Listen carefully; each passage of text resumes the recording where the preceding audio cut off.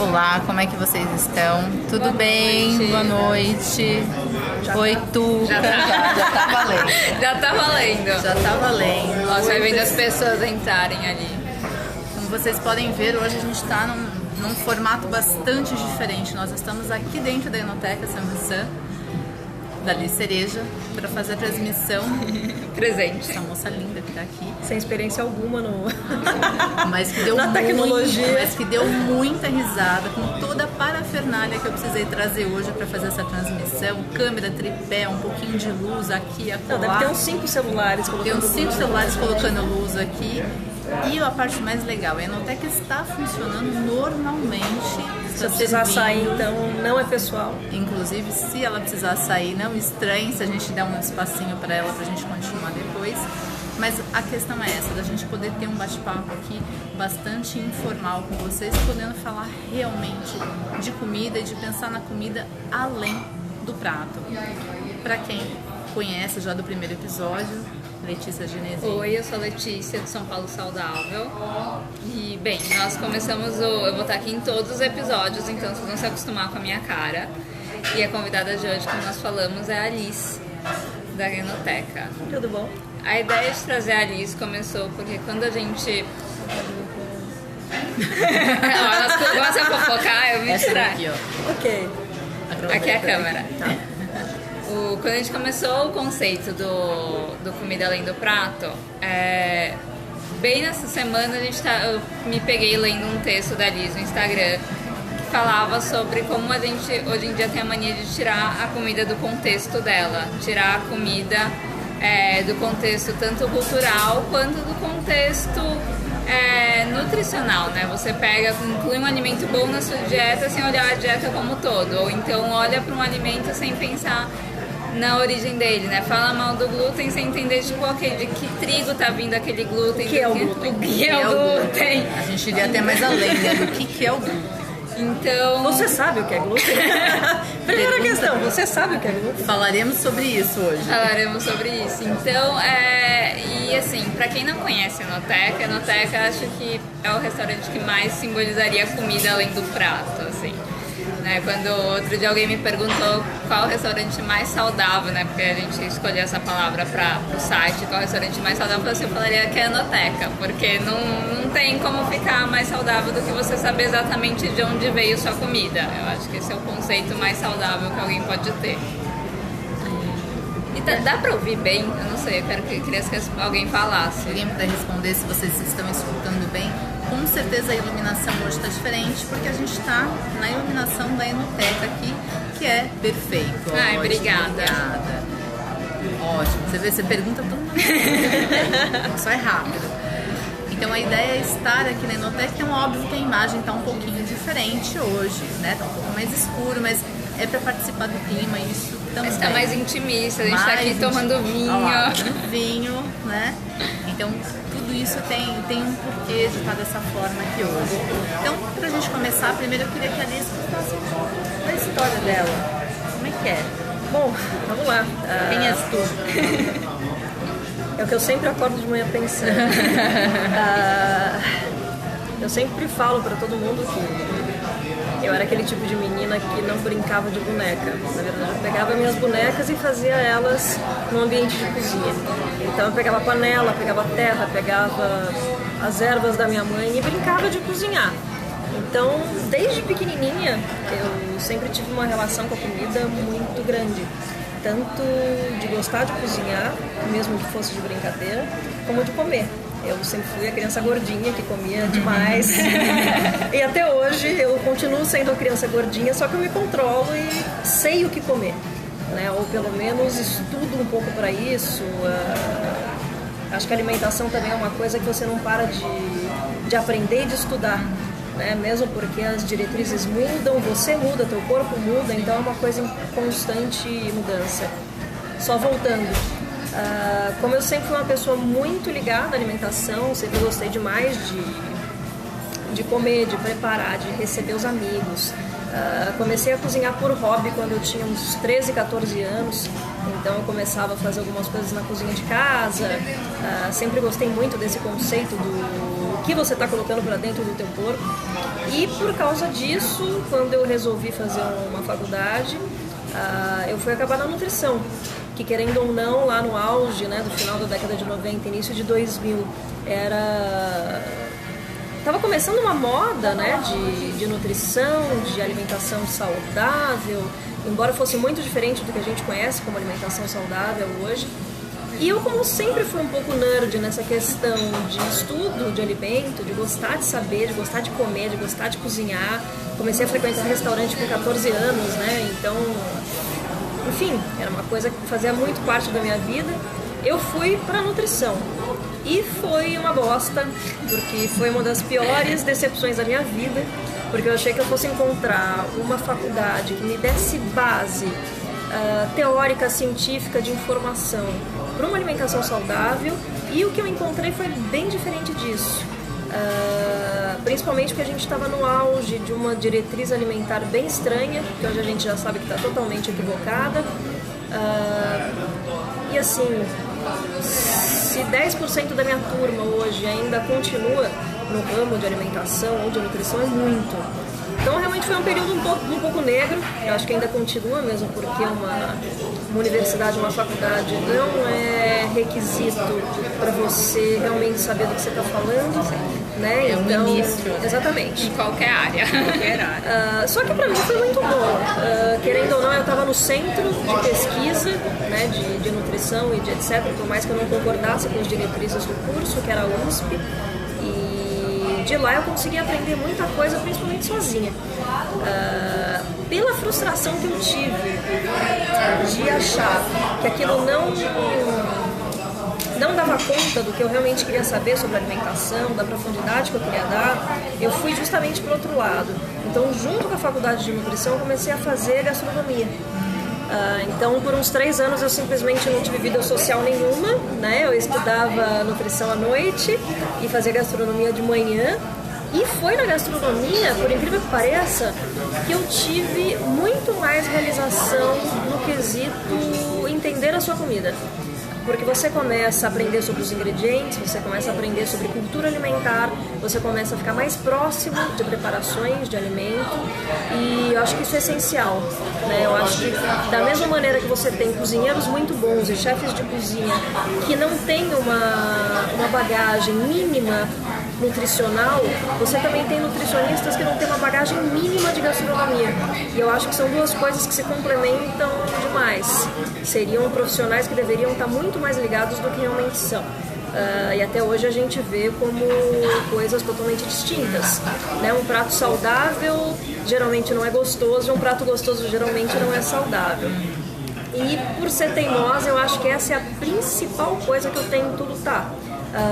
Você pode sim fazer comida muito boa, muito saudável, muito saborosa, sem brigar com nenhuma linha, sem brigar com nenhuma profissão, simplesmente levando um pouco mais a sério os ingredientes que você tem na mão. E lembrando que tudo começa na terra, começa no plantio, na produção, começa muito antes de um caderno, de um vídeo, ou até do prato que você come na mesa. Uma coisa que você falou que me chama a atenção, né, que essa coisa dos nutricionistas iam ganhar muito em saber mais de gastronomia e entender mais de comida, porque assim, o que eu pego muito vendo assim, sei lá, o nutricionista receita dieta e receita já escolhendo os alimentos. Então, por exemplo, ele chega e passa, a pessoa tem que comer frango com aspargos. E daí eu me pego pensando assim, gente, nós estamos no Brasil, ok. E aspargos? Que frango e aspargos. E a questão que assim, nós estamos no Brasil, ok, hoje chega aspargos aqui. Mas se fosse um tempo que não chegasse, não tivesse importação de aspargos, ia ser impossível ser saudável porque eu não ia ter aspargos, sabe? É mais ou menos isso. É mais ou menos isso. Foi o que eu te falei. O auge quando eu estava na faculdade era uma diretriz alimentar extremamente esquisita, porque era justamente isso que você via. Você via parâmetros alimentares totalmente fora de contexto, indicações alimentares totalmente fora de contexto. E até hoje, se você for ver no maravilhoso mundo das revistas de regime, O que você tem é justamente uma dissociação total da cultura, do padrão alimentar e da dieta. Primeiro, nunca vi uma dieta sazonal. Esquece. Nunca vi nutricionista nenhum, com exceção, já vi, mas estou falando no geral. A grande maioria de médicos e profissionais da saúde não receita dietas sazonais. E a mesma coisa que você achar que a tua violeta vai ter flor o ano inteiro. Ela não vai. O teu tomate não vai dar o ano inteiro. Não deveria, pelo menos. Exato, estamos falando de produção orgânica, né? O nosso corpo muda todo dia, o nosso corpo muda de estação para estação. Você precisa de ingredientes e preparações diferentes de acordo com a tua saúde, com o teu humor, com o teu dia, com o teu cansaço, com o teu esforço físico, com a região que você mora, tudo isso, né? Tudo isso influi. Então... Você foi muita época de chuva naquele ano, né? Não, sim, choveu demais, choveu de menos. E as duas coisas eu acho que influem, tanto o meio, né? Então, por exemplo, você está no inverno, então você não vai ter abobrinha, você não vai ter certos tipos de abóbora, você não vai ter tomate. Isso influi na dieta. Da mesma maneira, você influi na tua dieta, né? Então, se você está mais cansado, se você abusou um dia da bebida e tem que recompensar no dia seguinte, se você precisa de mais foco, se você quer emagrecer, se você quer engordar, se você está com frio, não adianta, você não pode dissociar todas essas coisas de uma dieta. E quando eu falo dieta, não é dieta prescrevida, eu falo mesmo de hábito alimentar, que eu acho que é muito mais importante e é muito diferente de uma dieta. De um plano alimentar qualquer. Exato.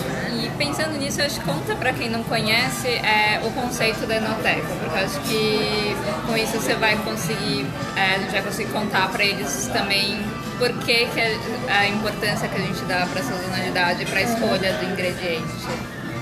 Bom, a Enoteca, que é o restaurante aqui que a gente está, vão fazer 9 anos em janeiro do ano que vem. E a ideia foi, desde o início, só que eu demorei 7 anos para isso, trabalhar com 2 vertentes. Primeiro, só vinhos orgânicos, naturais e biodinâmicos, que pouquíssima gente conhece até hoje, mas é basicamente você aplicar tudo que você sabe de alimentação saudável no vinho, né? Porque pouca gente lembra que vinho também é um produto alimentício. Vinho também é produto industrializado, também tem aditivo, também tem conservante, também é manipulado. E você tem os vinhos convencionais e você tem os vinhos que a gente chama de verdade, né? Que são os orgânicos, naturais, enfim. Mas isso é um outro assunto para outro dia, porque também é super extenso. Na parte alimentar, qual foi a grande ideia? Hoje em dia, faz mais ou menos uns 2 anos, que eu consegui bater o martelo de insumos 100% orgânicos e artesanais, ou seja, eu eliminei por completo qualquer tipo de produto industrializado na cozinha. Por quê? Porque eu não acredito em produto alimentar, eu não acredito em questão de saúde nem em questão social, muito menos em questão de estrutura do que seja uma sociedade saudável em nível social e também físico. Eu não acredito na indústria alimentícia.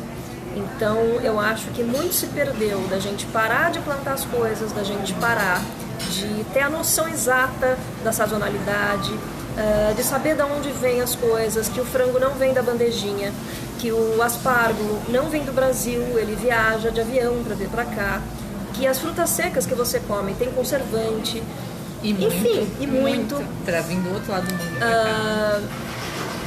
Eu acho que é muito importante a gente reestabelecer essa ligação com os alimentos, e a primeira coisa passa pela industrialização. E quando você fala em industrialização, você esbarra totalmente no tema dos orgânicos, ou seja, produção pequena, produção focada na sazonalidade, óbvio, né? Porque você só consegue produzir tomate o ano inteiro porque você coloca veneno. E também numa estrutura de produção que seja pequena, que seja familiar, que seja local, né? Embora esses termos estejam totalmente vulgares hoje em dia, né? Você falar de uma produção orgânica, pequeno produtor, produção local, farm to table, ou qualquer coisa do gênero, ainda continua sendo, por mais batido, coisa que as pessoas não fazem.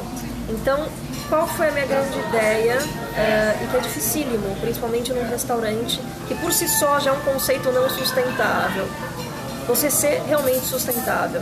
Você trabalhar só com insumos orgânicos, só com insumos artesanais e batalhar para pegar os pequenos produtores que são realmente a linha de frente de toda essa revolução que a gente está vendo de produtos realmente de verdade, de produtos realmente saudáveis. E isso acaba sendo o que se tornou hoje a Enoteca, que é muito mais uma ferramenta de pesquisa de produção e de produtos do que propriamente um restaurante. Eu brinco com o pessoal que, assim, não... Eu brinco não, é sério. Não existe um dia dentro da Enoteca que a gente não esteja falando sobre um produto, não esteja procurando alguma coisa. 2 vezes por mês a gente sai de carro para visitar interior de São Paulo, interior de Minas e as proximidades, para caçar produtor, literalmente. Então a gente vai pegando dica de vizinho, dica de amigo, vai atrás, traz na mala. Infelizmente muita coisa sai do nível legal, né? Então, por exemplo, leite cru, eu não posso trabalhar. Queijo de leite cru, eu não posso trabalhar. Boi, não vou nem falar no assunto. Porco caipira. Para bom entendedor, meia palavra basta. Ovo. Ou seja, a gente vive num país também bastante complicado para isso. Aí o que aconteceu? Quando a gente começou a ver que era muito difícil você estabelecer só produção orgânica, só pequeno produtor, só bicho criado solto, só leite cru, todas as coisas que a gente estima, a minha saída foi me mudar de casa, passar para um outro lugar maior. Hoje eu tenho uma mini chácara um pouquinho longe de São Paulo, e passar a produzir as nossas coisas. Eu acho que esse foi um grande salto que a gente deu, inclusive para começar a entender melhor ainda o que a gente prega. Então hoje, por exemplo, todas as ervas, todas as saladas, leite, eu tenho 2 cabras em casa, peguei 2 cabras para ter leite para fornecer para a Enoteca. Galinhas. Uma tá grávida. Tá grávida. Logo teremos cabrinhos. Comecei a criar galinha para ter ovo também, embora eu tenha um fornecedor de ovos orgânicos fenomenal. Você acaba caindo num buraco negro que ou você produz as suas coisas ou você fica na mão, porque ainda o fornecimento de produtos bons, saudáveis, orgânicos e sustentáveis é muito falho. E olha que eu sou um restaurante, e olha que a gente é referência no assunto, e olha que a gente procura todos os dias. Mesmo assim, é de tirar o sono, é difícil e é muito mais trabalhoso. Então, eu vejo do meu exemplo das pessoas normais, né, que estão em casa e não tem ferramentas de um CNPJ para chegar num produtor e comprar, como não é difícil, é extremamente difícil. E são justamente todas essas vertentes, todas essas coisas que a gente tenta mostrar num prato de comida. Eu acho que uma das coisas interessantes também é da gente poder pensar, até no domingo, acho que foi, não me lembro, que eu fiz até um repost de um texto da Alice falando do quanto que a gente faz a retirada, a gente retira o alimento do contexto, né? Da onde que ele vem, para que ele serve, por que não comer, por que comer, a gente tira do contexto e estraga a questão. Mas eu acho que isso é um pouco também do ser humano moderno. A gente tira as coisas de contexto porque aquilo pode ser interessante para alguma coisa. Então, por exemplo, fazendo um paralelo, hoje em dia não, né? Mas, por exemplo, existiram ondas de moda de roupa caipira americana, né? Modinha country. Isso é totalmente retirar a moda do contexto social e de época e partir para uma coisa totalmente besta. Na comida se faz a mesma coisa. Exemplos que eu dou: gordura de porco. Gordura de coco é fenomenal, é ótimo, todo mundo gosta, faz um bem danado para a saúde, só que não adianta nada você se entupir de porcaria, de comida industrializada, de leite de caixinha, de fast food, e tomar colheradas e colheradas de gordura de coco achando que aquilo vai ser um milagre para a tua saúde. Que você está sendo saudável. Exatamente. Como placebo, talvez adiante, mas enfim, chá verde, né? De caixinha. Exatamente, chá verde de caixinha, de latinha, chá verde de latinha que não estraga, você deixa ela ali, não estraga durante sabor, 2 anos. E com sabor de tangerina. Leite de cúrcuma, que virou moda também em vários lugares, que é praticamente uma receita medicinal da Ayurveda, que as pessoas encararam como uma bebida quente para ser tomada e que faria milagres para a tua saúde e para o teu corpo. Café com manteiga, tiraram totalmente do contexto, né, que se originou para virar um produto de marketing. Então, o que a gente tem? Hoje em dia, para mim, eu acho que a alimentação, assim como tudo na sociedade que a gente vive, virou uma espécie de histeria. Então, as pessoas desassociam tudo em prol de algum motivo para se sentir saudável e para se sentir bem. Existe um desespero em se sentir bem que é gigantesco, então qualquer coisa é válido. Qualquer descoberta nutricional, qualquer vitamina nova, qualquer ingrediente que de repente seja alçado ao Olimpo dos ingredientes milagrosos, os superfoods, as super comidas, as super dietas. É que eu acho que as pessoas estão esperando que exista um segredo que as pessoas ainda não contaram pra ela, que na hora que contar, que você descobrir aquele segredo, descobrir aquela comida, tudo vai se resolver. E a grande questão é justamente essa. O grande segredo é que tudo é muito mais simples. Primeiro, esquece, não é teoria da conspiração, eu não faço parte de nenhuma seita esquisita, mas a alimentação não pode passar para a industrialização. Produto industrializado pode ser bom para muita coisa, não para comida. Comida de caixinha, comida embalada, comida pronta, comida cheia de aditivo, comida com coisas que você não sabe pronunciar. Isso não é comida. Ou que você até não consiga entender o que aquela palavra significa. Exatamente. Tem algo de errado. Tem algo de errado. Infelizmente, a nossa sociedade se baseia em alimentos industrializados, processados e super refinados. Quando as pessoas começarem a entender que, na verdade, é muito mais simples você fazer uma dieta saudável do que se prega, com certeza eu acho que as coisas vão começar a se encaixar um pouco mais. Mesmo porque não tem mais para onde ir. A gente já chegou num nível de doenças e de estresse corporal e social causada pela alimentação que é difícil piorar. Então eu até falo que eu sou bastante otimista porque eu acho que daqui não piora. Né? Acho que daqui só tende a melhorar, porque já chegou na merda total. Então eu vejo que muitas pessoas estão começando a entender um pouquinho mais sobre o que é o conceito realmente, né, de comida saudável, de comida de verdade, que não tem nada a ver com nenhum radicalismo.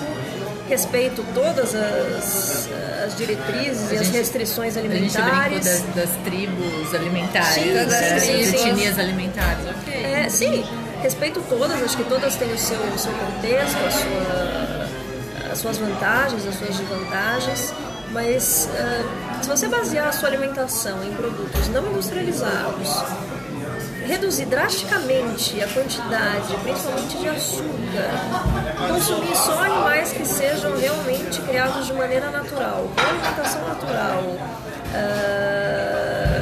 e que não tenham sofrido durante a vida, que tenham, se você também só consumir derivados desses mesmos animais, sem manipulação, cru, fresco, e basear, óbvio, a dieta em vegetais, né, vegetais orgânicos, pronto, você tem a resposta para tudo.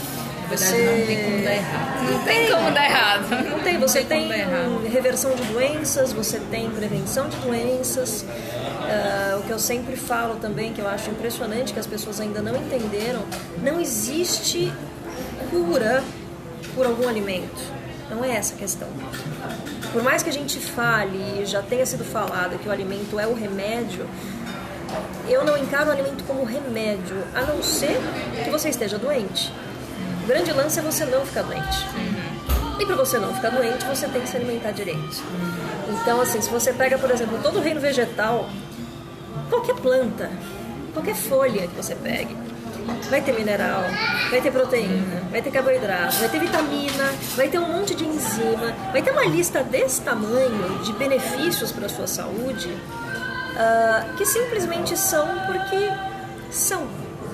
Né? Então, voltamos àquele ponto, né, de você retirar um ingrediente, porque a vitamina B6 faz bem para tal coisa, porque a vitamina K faz bem para tal coisa. Também não é assim que funciona. Né? Não adianta você também ter uma dieta desregulada e se encher de vitamina, porque ela não vai funcionar dessa maneira. Ela precisa estar dentro do contexto do ingrediente. E o ingrediente precisa estar dentro do contexto da dieta e precisa estar dentro do contexto do seu ambiente, da sua cultura e da tua necessidade corporal.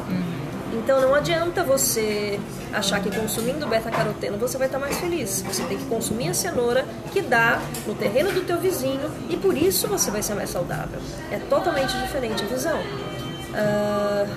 E tem também quem fica fixado em um. Então, tipo, brócolis tem ação anticancerígena. Daí a pessoa começa a comer brócolis todo dia e deixa justamente. de comer um monte de outras coisas. Eu já fiz o teste, eu já pedi para amigo meu, principalmente quando você fala mesmo em reino vegetal. Plantas, né? Me fala um que não tem ação anticancerígena. Impossível. De alguma forma tem. Tá sempre lá, benefícios do alface, você procura. Benefícios do brócolis, você procura. Benefícios da couve-flor. Tudo bem, cada um tem as suas diferenças, mas todas vão ser o quê? Vão atuar em problemas cardíacos, né? Prevenção de problemas cardíacos, Sim. antioxidantes, muito antioxidante, muita fibra, isso ajuda pra tal coisa. Vitaminas, tal, que ajudam pra tal coisa. E ação anticancerígena, óbvio. É óbvio, se você está comendo comida realmente saudável, claro que vai ter ação anticancerígena, claro que vai ter ação de prevenção de doenças. Isso que é muito louco, né? As pessoas continuam achando que você tem que remediar as coisas, no sentido da palavra, né? De remédio. E não é isso. A prevenção nada mais é do que você se manter saudável, se manter equilibrado. Com isso, você não vai ter que chegar ao ponto de ter que comer brócolis o dia inteiro, achando que aquilo vai te resolver alguma coisa. Vai te dar uma remissão, né? Exatamente. E eu acho também outra coisa que a gente tinha falado, que é muito importante, do mesmo jeito que tem gente que endeusa os alimentos, tem as demonizações Claro, a com todo certeza. custo. Então, assim, realmente... Eu peguei a fase maldita do ovo. Eu peguei a fase maldita do ovo, eu peguei a fase maldita das gorduras, eu peguei a fase maldita... Cara, eu peguei a fase maldita de muita coisa. Na minha época, saudável era comer peito de peru com um pãozinho multigrãos do supermercado, requeijão light. E há quem ainda coma assim. E ainda há quem ainda coma. E shake de proteína, né? Shake Claro, de proteína. muito shake de proteína, porque assim, a gente precisa de muita proteína para construir. E precisa ser isolado. Se Exato. você comer proteína com outra coisa, não vai rolar. Não vai rolar, tem que isolar. Afinal, a gente passou assim os últimos séculos comendo proteína isolada, né? E por isso que a gente tá vivo até hoje. E a questão acho que assim, que perde muito quando você demoniza um alimento, você perde também o contexto cultural dele. Que é muito importante, né? Eu acho que você começou o seu blog, Alice, quem não acompanha, tem um blog recente que começou depois que você voltou do México, né? O pessoal começou a pedir, não foi? Não, na verdade já é mais antigo. Já é mais antigo, eu descobri depois do México, fui eu que errei. Mas quem acompanhou a viagem dela no México, eu acho que foi a viagem mais legal na internet, assim. O pessoal tá acompanhando as blogueiras no Snapchat viajando pelo mundo, assim, eu fiquei encantada com o México, e olha que eu já conheço o México. E foi uma viagem através da comida, né? Você conheceu o México pela comida. E daí você imagina chegar alguém e falar assim, você não pode comer Isso porque é muito carboidrato. Dá vontade de dar um tapa na cara, né? Assim. Você pega muita literatura, por exemplo, que fala exatamente isso. Primeiro, quando a gente fala em dieta e corpo saudável, a gente não está falando em padrão de beleza vigente. Que é isso, muito diferente. Né, o primeiro ponto. Mesmo porque o padrão de beleza vigente, seja o padrão musculoso, seja o padrão magérrimo, não são padrões saudáveis. E muda a cada década, então. Exatamente. Adoro o Renascimento, me enquadro super no Renascimento. Mas brincadeiras à parte, se você pegar realmente populações extremamente saudáveis, no sentido estrito da palavra, o que você tem? Populações rurais que não entraram de cabeça na dieta ocidental, que só ferrou com a alimentação mundial, que tem tudo a ver com a industrialização alimentar. E terceiro, populações que continuam se alimentando da mesma maneira há muito tempo, ou seja, dietas tradicionais. As dietas tradicionais geralmente vão ser o produto mais puro daquela população e daquele local. Os ingredientes locais mais tradicionais e mais antigos, autóctones, a maneira de se comer mais adequada para aquela região. Então, por exemplo, você vai falar para o esquimó não comer gordura? Não, ele vai comer gordura. Vai matar ele, você fala isso. Porque ele vive no gelo. Da mesma maneira que se você colocar a quantidade de gordura num cara que está a 40 graus embaixo da linha do Equador, ele morre. Então, de novo, né, você não pode excluir a dieta do seu contexto sociocultural e nem das tradições alimentares, que é o que a gente faz o tempo inteiro. Aqui no Brasil, por exemplo, né, quantas pessoas não se envergonham da dieta tradicional brasileira, quantas pessoas não sabem o que é uma dieta brasileira, quantas pessoas não têm ideia dos ingredientes que a gente tem no Brasil e ficam se nutrindo, né, literalmente, de estrangeirismos, até mesmo na dieta, até mesmo no conceito do que é ser saudável. Eu acho o máximo. Então, por exemplo, goji berry, legal, né? Antioxidante pra caramba, gostoso, uhul. Você tem noção de quanto tempo essa goji berry atravessa o oceano para chegar aqui no Brasil? Quanto de conservante ela tem? Quantos dias de vida essa goji berry tem? Você não está trabalhando mais com alimento fresco, você não está trabalhando com alimento orgânico, o local nem se fala. Então, assim, acho que a gente tem que ter muito cuidado com essas coisas. Novidade é bom, todo mundo gosta. As plantas também não são assim, de só tem um país e não vai para outro lugar. Mas a gente tem que tomar muito cuidado, porque a velocidade que o ingrediente passa de um país para outro é muito grande e não respeita nada. Então, não adianta a gente achar que uma diretriz alimentar só ou um ingrediente só é a resposta para um planeta inteiro. Não é a resposta nem para você e para o seu irmão. Muito mais o planeta inteiro. Não, e desencadeia uma série de problemas. Estava lendo sobre o problema da... Tem ingrediente que acaba. A maca acabou. Não, então aqui nos Andes as populações nativas não tem mais quinoa porque só estão exportando. Só exporta. E eles comem quinoa desde que o mundo é mundo. Porque é óbvio que vale muito mais a pena exportar, porque paga mais, claro, do que deixar para a população local. Não, e aí a população local come o quê? McDonald's. É uma maravilha. E a gente também quanto mais exporta, né? Mais junk ainda. Mas aqui é a mesma coisa. O cacau bom vai pra fora, o café bom vai pra fora. A gente fica com... Soja e milho orgânico no Brasil é dificílimo você comprar. Por quê? Exporta.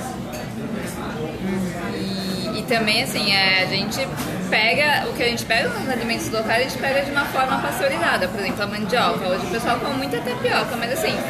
Os índios faziam tudo com mandioca. Tem, assim, receitas a mil, assim. A gente pega o quê? Uma. Tem que é gostosa, mas é uma. A maioria das pessoas que eu já conversei não sabe que a tapioca vem da mandioca. Então, tem... Oi, gente.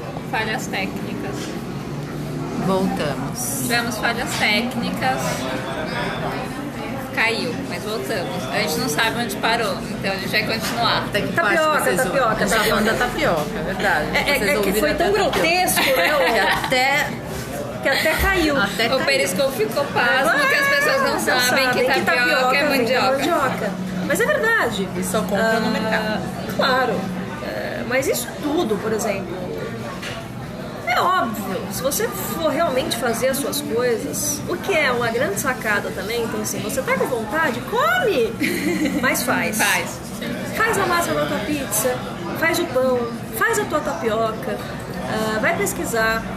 Seu leite de coco, faça seu leite de coco, né? Faça seu leite de amêndoas, enfim, faça as suas coisas.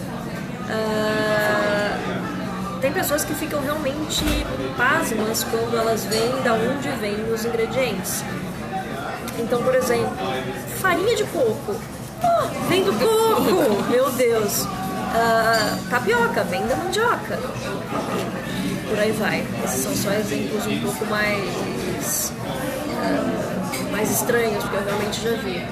Mas imagina, eu que trabalho em restaurante, vocês não imaginam a quantidade de gente que me faz perguntas cabeludas, como por exemplo, se glúten é melhor ou pior que caloria? Oi? Não, Por onde você começa, sim, né? Justamente. Eu tive que sentar na mesa e falar, olha, desculpa, eu vou ter que sentar pra... Precisa conversar. A gente vai precisar conversar. Alguns pontos importantes a serem revistos. Exatamente. E é isso que a gente tem, né? A gente tem 99,9% da população, inclusive que seguem diretrizes alimentares sem ter a menor ideia do que elas representam. Tem pessoas que tiram o glúten da dieta não por nada, aliás, simplesmente porque tá na moda, e não sabe o que é, não sabe de onde vem, não sabe se é uma proteína, se é um carboidrato, se é uma caloria. Adorei essa. Trigo. Por mais que eu também ache e concorde que o trigo de hoje em dia é uma merda e não deve ser consumido, mas existem outras variedades de trigo. Vai ler sobre trigo, vai ver as transformações que foram feitas nos últimos 50 anos. Por que o trigo hoje em dia é uma coisa tão diferente? Por que ele é tão demonizado? Farinha. Ninguém se dá conta do grau de refinamento que tem uma farinha branca, açúcar. O que é o açúcar branco? O que é o açúcar mascavo? O que é o açúcar de coco? Exatamente, o que é o açúcar de coco? Enfim. Eu acho que tem uma coisa que é muito importante, que é a gente parar de receber essa coisa pronta, né? Então a informação é essa, não vamos mais comer glúten, não vamos mais comer carboidrato. E aí vira, a gente até fez um Periscope com uma nutricionista chamada Paula Mello a respeito dessa carbofobia que você vai criando. Então as pessoas ficam com medo. Não, muita gente chega aqui e fala, eu não como carboidrato, eu não como... Então você vai beber água, né? Primeiro, as pessoas acham que assim, existe alimento que não existem outros componentes. Isso eu acho o máximo. Né? Ok, eu também sou a favor de reduzir carboidrato, não pelo conceito puro e simples, mas porque a dieta ocidental se baseia em carboidratos de baixa qualidade. Então, assim, acho que tem que reduzir sim, tem que cortar sim, tem que cortar farinha branca, tem que cortar refinado, tem que cortar todas essas coisas. Mas as pessoas chegam num conceito do tipo, não como carboidratos, sem saber do que está falando. E isso é extremamente irritante.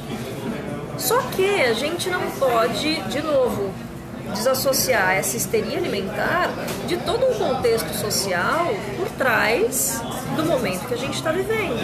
As pessoas dissociam tudo.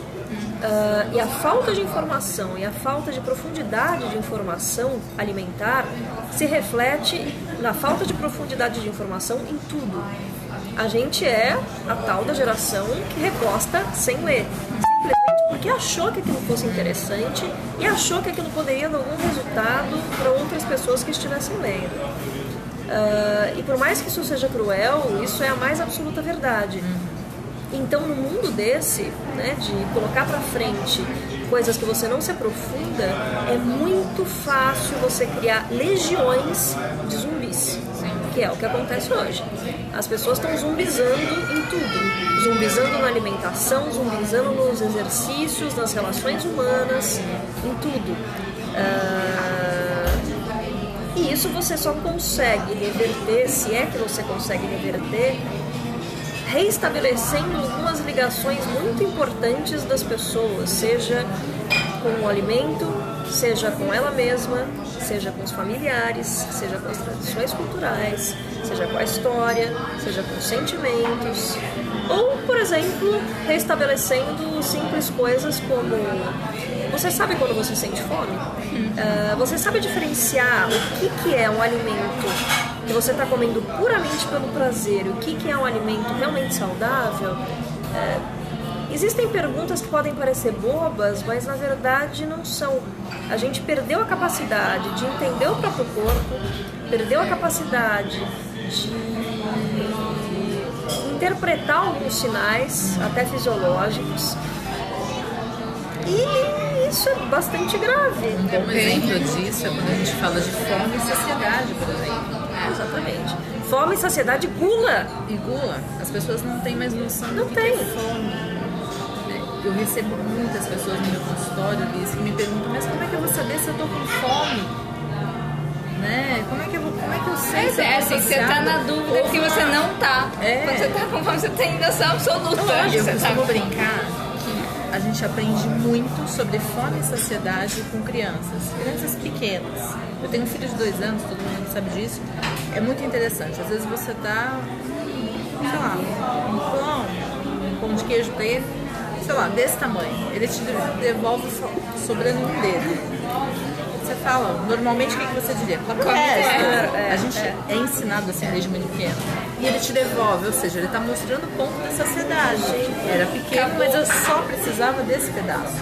Né? Então, E aí quando você cresce, você desaprende. Exato. E não só você come o prato inteiro, como repete. E vai pra ver se fundo. tá bom de verdade. A gente ainda faz piada com isso. Comi mais um pouco pra ter certeza que tava gostoso. Não, vou até fazer um PS. Também defendo super isso. Sim. Não sempre, Exato. mas a comida também não é só um ato nutritivo. Sim. A comida também é prazer, a comida também é confraternização. Sim, porque só que você tem que saber dosar. Exatamente. Até porque se a comida deixar de ser um prazer, a gente começa a ter outros problemas, a gente começa a esbarrar em anorexia. E você tem que... outros problemas. E você agora... tem que se responsabilizar por aquilo. Uma coisa assim, eu vou ser glutão, vou comer por prazer, e falo assim, tá bom, é isso que eu quero pra mim. Outra coisa é você comer um monte e falar assim, o problema é o glúten. Não, gente, o problema não é. O problema não é o glúten mesmo. E muitas vezes também é a relação que você mantém com a comida. Porque uma coisa é você dizer, eu gosto de comer e eu procuro por bons alimentos. Outra coisa é de você dizer que simplesmente você come em grande quantidade para alimentar outras coisas. São coisas totalmente diferentes também. Até uma pergunta que nós tínhamos formulado antes.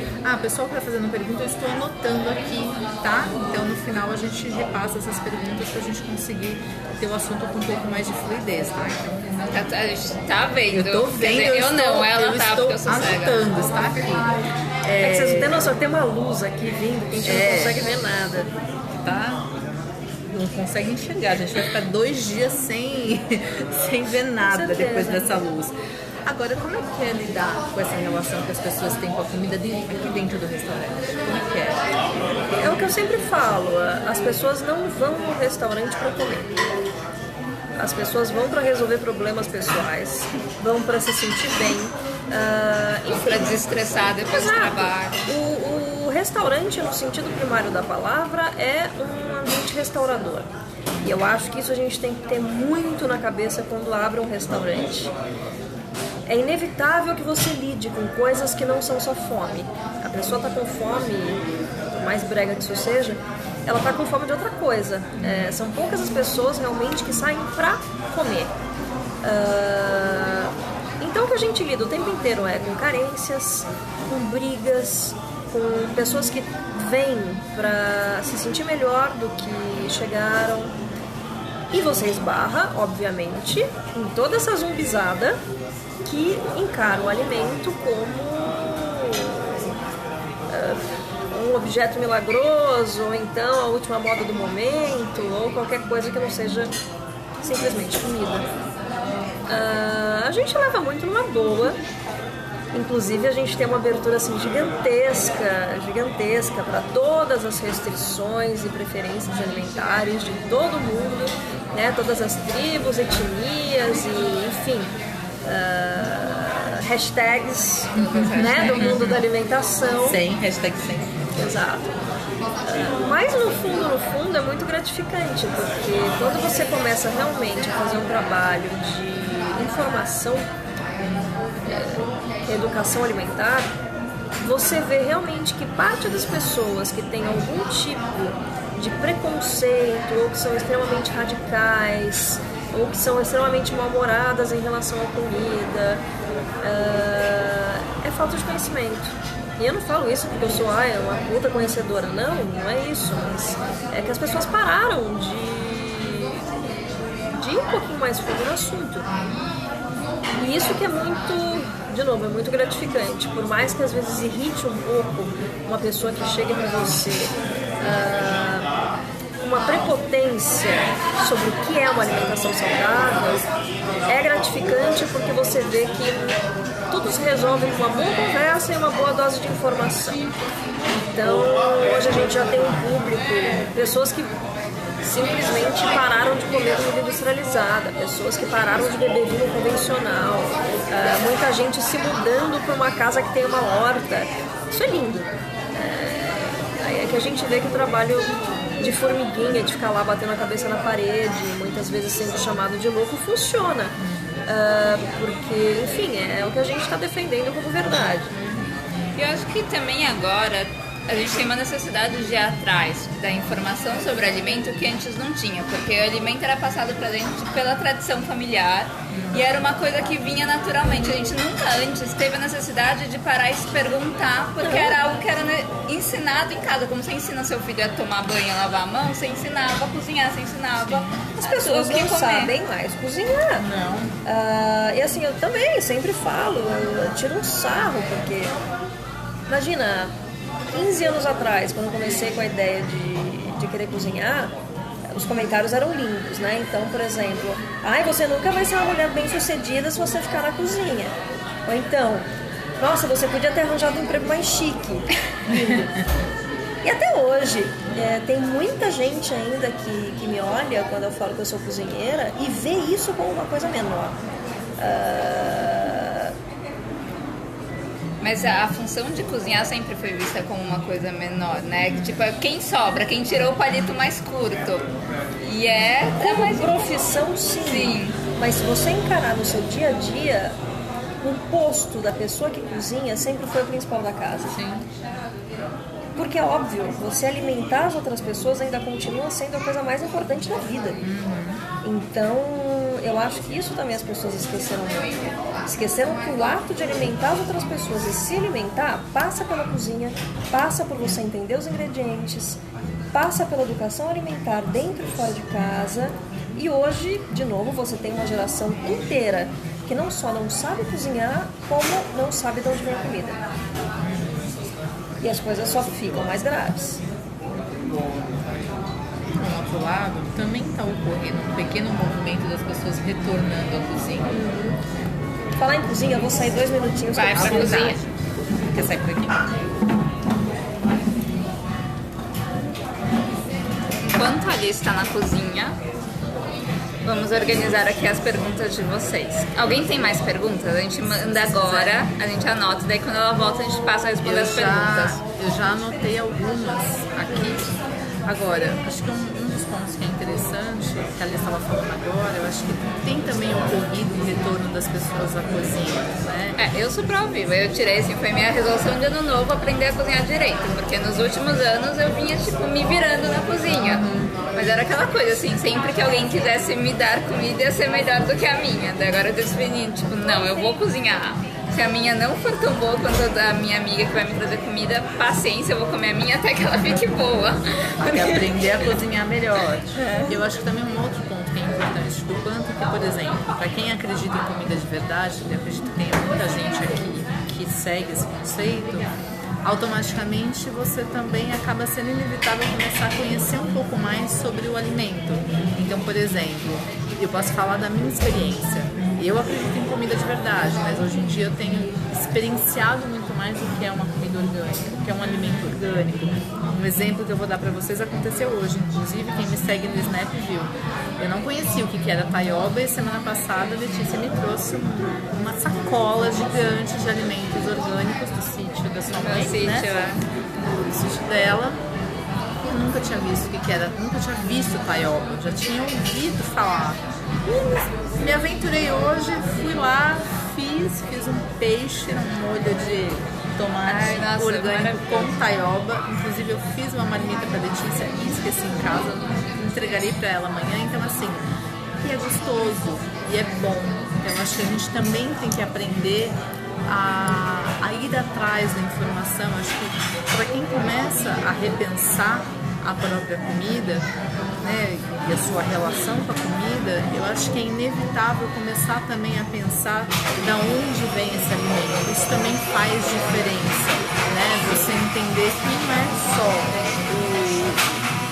não é só os macronutrientes que tem ali, mas de onde que vem esse alimento, né?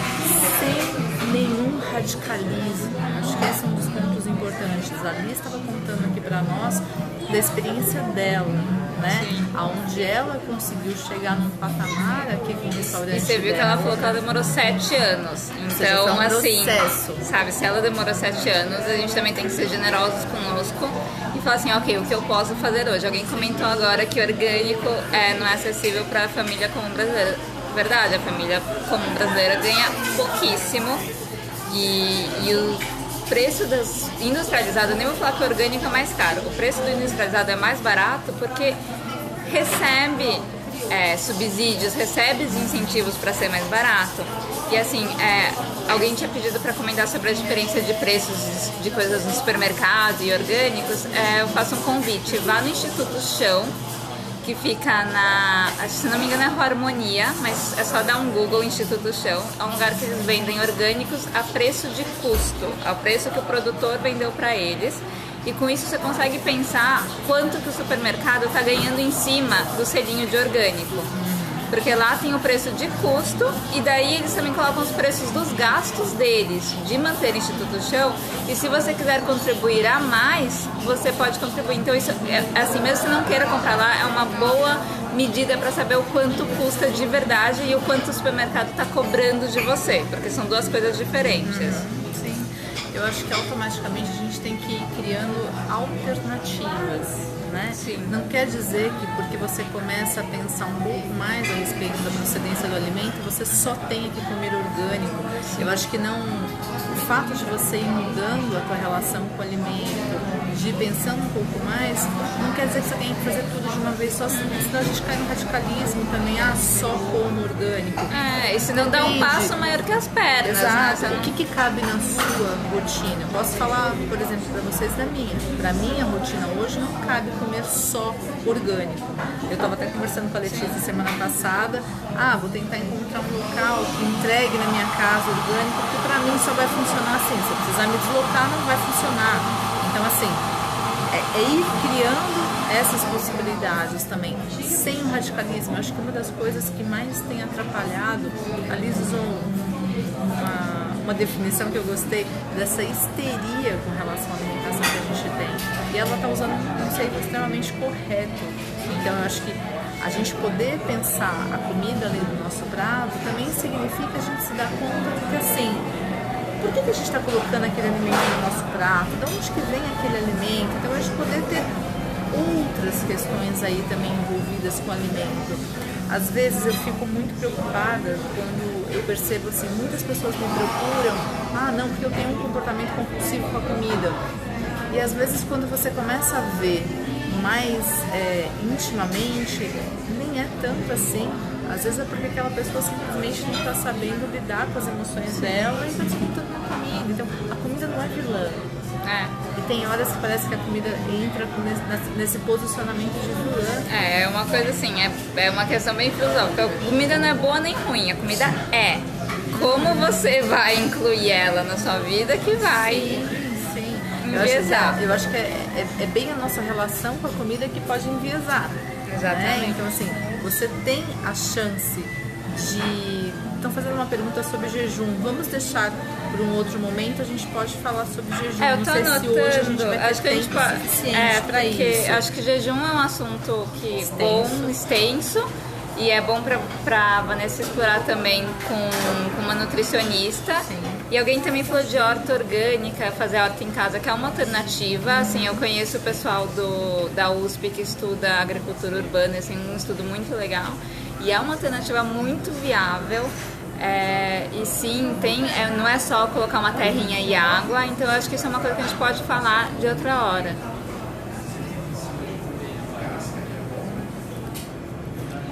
Sim, a Taek é uma marca do Pão de Açúcar. Então, o Pão de Açúcar compra de produtores e vende. Então, é um entreposto.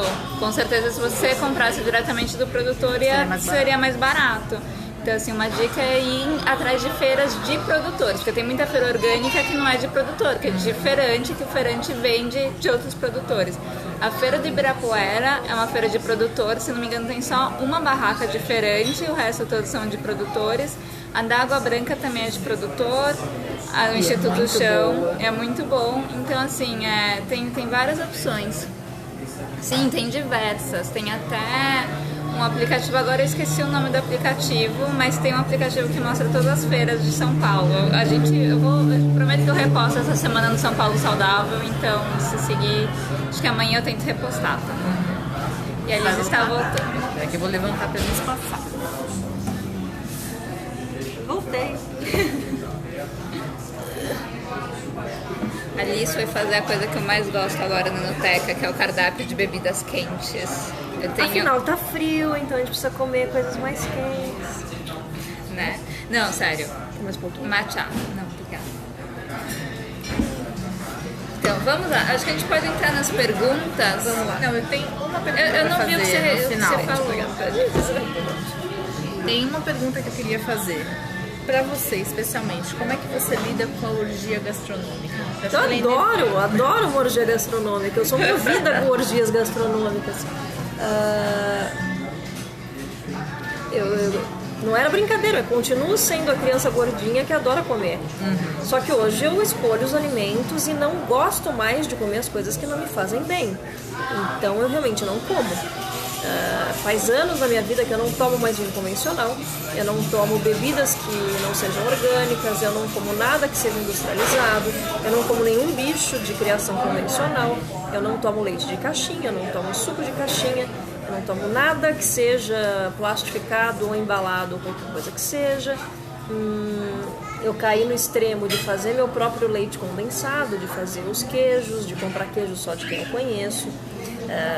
Enfim, né, você cai num nível assim de chatice bastante grande. Mas foi um processo. Foi um processo, Sim, não foi do dia pra noite. Não, imagina, pelo contrário, é um processo super gradativo, porque você vai aprendendo também. Né? Eu sou parte de uma geração que foi criada com alimento industrializado. Por mais que meus pais tenham sido macrobióticos, super hippies na alimentação, eu sou fruto de uma geração conhecida por consumir produto industrializado. Eu lembro até hoje a alegria que foi em casa o primeiro hambúrguer congelado que chegou. A gente achou o máximo, os nuggets. Nossa, os nuggets era de demais, frango né? eram geniais. E ainda dava pra fazer no forno, porque era mais saudável do que fritar. No forno era saudável, exatamente. Na minha época de academia também, nos meus 20 anos, né, nossa senhora, me enchendo de whey protein, me enchendo de peito de peru, enfim, me enchendo de grão não fermentado, um monte de coisa. Anfã, qual que era a pergunta mesmo? Como é que você lida com a orgia gastronômica? Eu não lido, eu não tenho maturidade nenhuma pra me regrar, muito pelo contrário, eu sou super comilona, super gulosa. Só que, de novo, eu acho que quando você começa a entender um pouco mais o teu corpo e saber realmente as coisas que te fazem bem, você não tem mais tesão em comer uma coisa que te faz mal. Essa é a grande verdade. Dá um asco automaticamente. Exato, você olha e fala, não tenho vontade. Então, assim... Vale a pena. Cara, você nunca mais vai me ver enchendo a cara de fast food, nunca vai... Não, porque não me dá vontade. Perdeu o tesão, Perdi, total. totalmente. Faz sentido. Mas, jantar em casa que eu faço para os amigos. Eu como até passar mal. Não deveria, mas como até passar mal. É maturidade zero para comida boa. Então, só que aí o que você faz? De novo, comida não é só um ato, né, de se nutrir. Você se nutre de outras coisas. Você se nutre de companhia, você se nutre do prazer que aquilo te dá, você se nutre intelectualmente. Muitas vezes o meu prazer na comida é intelectual. É de preparar, é de saber, de descobrir o ingrediente, de descobrir novas receitas, de provar coisas diferentes, de harmonizar. Mas inevitavelmente também, quando você exagera, você tem que saber botar o pé no freio e depois passar uns dias comendo de uma maneira mais leve, ou então não comendo. Para quem é adepto do jejum, por exemplo, funciona muito. Para mim funciona, tem gente que não funciona. Então, por exemplo, quando eu exagero puramente por gula, porque estava uma delícia, eu comi mesmo para satisfazer a minha vontade de comer, não puramente a minha fome, no outro dia eu fico lá, ou no jejumzão, ou então passo uns 3 dias me alimentando só de vegetal, coisa levinha. De novo, é um chavão, só que é muito verdade. O equilíbrio não é o equilíbrio o tempo inteiro, né? Você tem momentos de desequilíbrio e isso forma o equilíbrio. Então você saber os momentos que você pode extravasar, o momento que você pode comer mais, o momento que você pode comer menos e onde que aquilo vai continuar te mantendo saudável, eu acho que é um grande ponto. E é um grande exercício de autoconhecimento. Exatamente. E aí as pessoas buscam muito a regra, né? E o beabá de como é que faz, né? Tem que fazer assim. Então se eu comer 200, né? Do mesmo jeito que nada... de jejum eu tenho que fazer na sequência. Do mesmo tempo que nada substitui você conhecer de onde vem seu alimento, nada substitui você se conhecer, saber como seu corpo se comporta. E isso é teste e observação, não tem outra coisa. Não vai ter nutricionista, por melhor que seja, que vai te contar. E o mais genial, ele não vai funcionar da mesma maneira sempre. Não. Vai depender da idade, do momento, da circunstância. Exatamente. Até emocionalmente como é que você está. Com certeza. Então, assim, muito. Então, assim, é muito particular. Uma pergunta que fizeram se você é vegano. Não. Nunca foi. Nunca fui. Eu nunca fui radical em nada, com exceção da questão da industrialização. Só que, é o que eu sempre falo, quando você parte para um consumo ético de carne e um consumo sustentável de carne, você acaba percebendo que é quase impossível, na verdade é impossível, você comer carne da maneira que se entende como comer carne e não cair na industrialização alimentícia dos animais. Eu sou totalmente contra confinamento, contra todas as práticas industriais de alimentação com base animal, contra tudo. Sempre fui, né, super, imagina, bicho pra mim, eu gosto mais dos meus bichos do que de muita gente. Então, embora eu respeite absurdamente os vegetarianos e os veganos, e eu acho que é uma das chaves para a alimentação saudável, mesmo as pessoas que consomem produtos animais, eu acho que em primeiro lugar tem que saber a origem do alimento. Não adianta você comer um boi que morreu infeliz ou que viveu infeliz a vida inteira, porque nisso, né, vamos usar um pouco do que os índios falavam, isso vai passar para você, de alguma maneira ou não. Seja você mais holístico ou seja puramente físico, aquela carne não vai ser tão saudável quanto de um animal que foi feliz a vida inteira, que conseguiu manifestar a sua natureza a vida inteira, que morreu de uma forma não sofrida, ou enfim. Então, assim, hoje em dia eu como muito pouca carne. Não porque eu seja estritamente radical em alguma coisa, mas primeiro, eu não como nada que seja convencional, então arranjar realmente bichos naturais é muito difícil. Então eu como muito de vez em quando, Derivados, também, só se for leite cru, senão não como, só se for ovo orgânico ou caipira, senão não como. Então você acaba assim restringindo o seu consumo muito. Se eu fosse me enquadrar em algum tipo de dieta alimentar ou coisa do gênero, sim, eu estaria muito mais próximo de um vegetarianismo do que propriamente de uma dieta convencional. Mas não puramente por conceito, embora eu simpatize demais. Mas sim, porque é quase impossível você falar em uma alimentação baseada em produtos animais e em carne que não esbarre numa total falta de ética e uma total falta de sustentabilidade. Não existem criações realmente sustentáveis. Se você for pensar, o ideal para quem gosta de comer carne seria caçar o seu próprio alimento. O que é um pouco difícil hoje em dia. Então, eu acho que assim, um dos grandes caminhos, uma das grandes chaves para todo mundo, seja você eticamente ou filosoficamente vegetariano ou vegano, é seguir por essa linha. É reduzir drasticamente o consumo de produtos animais para o meio ambiente e também para a saúde. Uma outra pergunta que fizeram, se tem algum livro que você indica sobre cultura de alimentos? Um monte. Muito. Passa que eu também quero. Não, primeira coisa, lê tudo que o Michael Pollan, o Michel Pollan, quem quer dar uma coisa mais francesa. Ele é americano, deixa é americano, é. Michael Pollan junto, mas enfim. Tudo que ele escreveu, tudo que o Pollan escreveu é fenomenal. Fantástico. Então, assim, o manifesto sobre a comida, cozinhar, Dilema do Onívoro, todos são geniais para entender um pouco a merda que a gente está vivendo hoje com a questão da industrialização e da coisificação dos bichos e da coisificação das comidas. Um que saiu ano passado, retrasado, se eu não me engano, que é genial, também se chama O Terceiro Prato, que é do Dan Barber, que é do chefe do Blue Hill, que faz um trabalho sustentável fenomenal também. Você tem muita literatura, na verdade, que é muito interessante. Esses, com certeza, são os principais. Vinho, para quem está interessado. Você tem a Isabelle Legeron, que tem um vinho chamado Natural Wines. Ela vai falar sobre a diferença dos vinhos orgânicos, convencionais, etc. Que mais?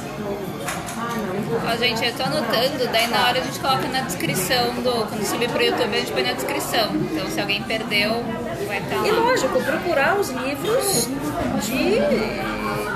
de tradição alimentar, por exemplo. Tem vários, na verdade. Acho que é até mais fácil depois a gente pegar você faz um livro que nessa hora somem alguns, né? Na hora que você tenta acessar, textos. Eu acho que assim, como base é começar com Dan Barber e Michael Pollan, com certeza. O Dilema do Onívoro, você lê a primeira parte, que é de agricultura industrial, e daí você para, fecha e tem tipo uma crise de vida. Sim! Porque é horrível, leiam, mas é assim, é um filme de terror e isso vai só piorando. Não só, você tem assim, não só livros, os filmes, documentários. Exatamente. Gente, Netflix é tudo na vida para quem gosta desse tipo de documentário. Então você tem Steak Revolution, você tem Cowspiracy, o do Michael Pollan também. Cooked. O Cooked do Michael Pollan. Tem vários. Acho que só por aí dá pra começar a entender um pouquinho. Dá pra começar a se enveredar por aí. Uma outra pergunta que fizeram: como é que você ficou 100% natural? É difícil falar em 100% natural, por exemplo, produto de beleza. A gente tá falando sobre isso. É que agora eu tô, tipo, sem cabelo, mas assim, antes eu pintava o cabelo. Cara, pintar o cabelo também você não usa produto natural. Então, assim, é muito difícil você pregar uma vida 100% natural. Invariavelmente, você vai pisar na bola e vai, enfim, não cometer heresias, mas é impossível ser 100% natural. De qualquer maneira, na alimentação, a gente é muito, muito, muito chato. E eu acho que assim, não é uma questão de externo para o interno. É uma questão de interno para o externo. Então, você começa a se sentir mal comendo certas coisas, você começa a se informar, você começa a saber o que aquilo está fazendo ou o que aquilo contém. Você começa a ter um nível de informação, um nível cultural sobre alimentos maior, e isso é irreversível. Da mesma maneira, por exemplo, de vinho. Faz anos que eu não bebo mais vinho convencional, justamente por saber a diferença de um vinho convencional e de um vinho natural. Comida, a mesma coisa. Tem muitas coisas assim que até fazem parte da minha cultura alimentar, como por exemplo pizza, mas é difícil hoje em dia eu comer uma pizza porque vai ser uma farinha normal, geralmente não vai ser uma massa de fermentação longa, o que vai dificultar bastante a digestão daquilo. A gente pôs domingo uma lista de lugares que tem fermentação longa de pizza. Aí vai te colocar, né, aquela linguiça calabresa de pior você não qualidade sabe possível. cheio de Você mal sabe se aquilo realmente é bicho ou se é alguma outra coisa. Se é plástico. Então assim, é aterrorizante. Eu quase não saio para jantar. Então, assim, é um processo, primeiro, acho que muito individual, e você vai buscando o que realmente te faz bem. Eu, por exemplo, agora estou nesse processo de diminuir cada vez mais o consumo de carne. Por quê? Porque eu estou notando que o meu corpo não está aceitando mais, mesmo de bicho solto. Paineiras. Eu fiz um pouco de balé com a Karin Ribeiro, daí stand eu fiz com o Vitor Costa. Olá, voltamos. Estava aqui falando já de outras coisas. Bom, então, gente, acho que assim, a coisa mais importante que, pra voltar no que a gente estava falando, assim, é realmente um processo, como ele falou, interno, assim, você não ganha pontinho extra por ser saudável, não adianta. Seguidores, medalha. Quer dizer, pode até ganhar, mas Pode assim, até ganhar. E não tem assim, agora eu cheguei no totem saudável, no nirvana do saudável, então assim, você tem que fazer como resposta às suas ansiedades. Acho que assim, a pergunta de onde vem o que eu como é uma pergunta essencial que a gente convida todo mundo a fazer. E o que você vai fazer com as respostas que você encontrar é decisão sua, assim. Aí são das escolhas particulares e individuais. Exatamente. Né? Acho que esse é um ponto bem importante. Vamos encerrando por hoje? Vamos, só última coisa, quem pergunta de vinhos naturebas, ali escreveu um monte de coisa no Instagram, você põe hashtag vinhos naturebas, tem muita coisa, assim. Vai ter o evento dos naturebas? sim. Está esgotado já, né? Está esgotado. Então, que a gente faz uma feira, tá na quarta edição já. Infelizmente é a única movimentação do gênero no Brasil, mas é uma feira que reúne só produtores e importadores de vinho natural, orgânico e biodinâmico. E genial, porque assim, a gente tem todo mundo que gosta do tema reunido num único lugar, então é uma oportunidade bem gostosa de trocar ideia e de aprender mais, né, com todo mundo. Para quem não conhece, a Enoteca fica aqui na rua Atílio Inocente, número 811. Qual é o seu Insta? @Liz Cereja. Não é nome artístico, eu juro que é meu nome mesmo. É o blog. Exato. E o blog é Comer, Beber e Viajar, ou o blog da Liz. É só procurar que vocês conseguem acessar. O telefone aqui da Enoteca, para quem quiser fazer reserva. 011 3846 0384. Recomendo ligar com uma certa antecedência porque a gente é muito pequenininho e de um dia para o outro talvez a gente não consiga acomodar. Mas ligando com o tempinho a gente consegue inclusive tirar restrições alimentares e fazer Todo o processo. todo o processo. Para quem quiser me seguir no Insta, Tomazine_Vanessa, o do São Paulo. São Paulo Saudável. E muito obrigado pela participação de todos vocês. As outras perguntas que talvez não tenham sido respondidas, eu vou fazer depois um roteirinho e vou tentar passar pelo Insta as respostas. Vou até pedir para mandar para a Liz e ela vai responder. Combinado? Um beijo para todos vocês e até a Muito próxima. obrigada. Tá bom? Tchau, tchau. Tchau.